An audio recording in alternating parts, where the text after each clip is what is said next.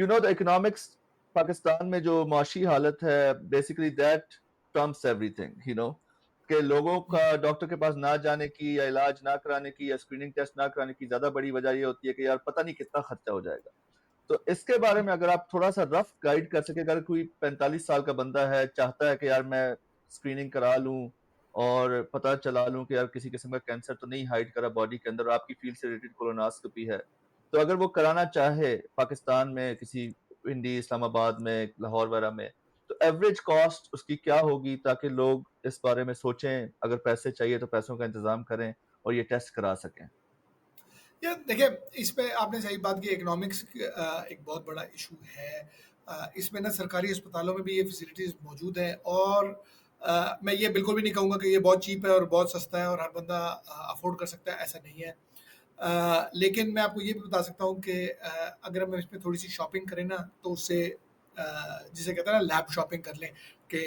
جس طرح ہم کوئی کپڑا لینے سے پہلے یا سبزی لینے سے پہلے 10 دکانیں پھر لیتے ہیں, تو اس طرح اگر ہم شاپنگ کر لیں تو آپ کو پتہ لگ جاتا ہے کہ جی دیر آر, اگر ایک ریپیوٹیبل ادارے ہیں اور بہت زیادہ نام ہے, جو آپ کو میں بتاؤں, آپ مریض بہت عقل مند ہوتا ہے اس معاملے میں, ان کو پتہ ہوتا ہے کہ کہاں پہ کیا ہے, اور سب کی فیملیز اور سب کچھ فیملی ممبرز آ رہے ہوتے ہیں. تو اگر آپ کوئی ریپیوٹیبل جگہ ہے نا تو آپ کو ڈفرینٹ پرائس رینج میں ڈفرینٹ اسکریننگ مل جاتی ہے. اب اگر میں آپ کو یہ بات کروں تو میں قطعاً اس چیز کو ڈسکریج کروں گا کہ آپ ولی نلی بغیر وجہ کے ٹیسٹ کرانا شروع کر دیں, کیونکہ ایک چیز ہوتی ہے اسے ہم کہتے ہیں ریڈ ہیرنگ, وہ یا انسیڈنٹل فائنڈنگ. وہ آپ ایک چیز نکل آتی ہے, اب اس کے پیچھے ہم وہ کہتے ہیں نا بتی کے پیچھے لگ گئے ہیں, اب وہ بتی چلتی جا رہی ہے تو ہم بھی پیچھے چلتے جا رہے ہیں اور پیسے ہیمریج ہو رہے ہیں. لیکن ایک نا جنرل ایڈوائز میں لوگوں کو کہتا ہوں کہ جی جب آپ 45-50 کے قریب پہنچنا شروع ہو نا, تو ایک آپ اپنے ذہن میں رکھ لیں کہ جنرل ہیلتھ چیک آپ کیا کرا سکتے ہیں. جنرل ہیلتھ چیک میں ایک دو چیزیں میں لوگوں کو ضرور ایڈوائز کرتا ہوتا ہوں کہ آپ فل بلڈ کاؤنٹ کروائیں, یعنی کہ بلڈ کمپلیٹ پکچر جو پاکستان کے تناظر میں ہے. آپ اپنا ایل ایف ٹی کرا لیں, جس میں ہم نے جس طرح بات کی کہ فیٹی لیور اور یہ ساری چیزیں بھی آ جائیں گی, اور ساتھ آپ کڈنی کے فنکشن ٹیسٹ کرا لیں,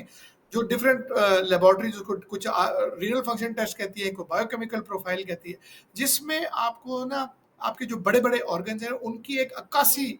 مل جائے گی. یعنی کہ اگر آپ کا خون کم ہونا شروع ہو گیا ہے اور آئرن ڈیفیشنسی شروع ہو گیا ہے, تو آپ کا ڈاکٹر جو ہے نا وہ پڑھ کے اس خالی ایک بلڈ کمپلیٹ پکچر یعنی بلڈ سی پی کو دیکھ کے یہ اندازہ ایک لگا سکتا ہے کہ جی ہاں ان کو آئرن کی کمی ہے, وٹامن بی کی, فولک ایسڈ یا کسی اور چیز کی کمی تو نہیں واقع ہو رہی, یا خون کہیں سے زیادہ ضائع تو نہیں ہو رہا. اسی طرح کڈنی فنکشن ٹیسٹ اور لیور فنکشن ٹیسٹ ہمیں ان آرگنز کی عکاسی کریں گے. اگر ہمارا چینج ان باول ہیبٹس یا اس طرح کچھ آنا شروع ہو جائے تو ہم یہ بھی کرا سکتے ہیں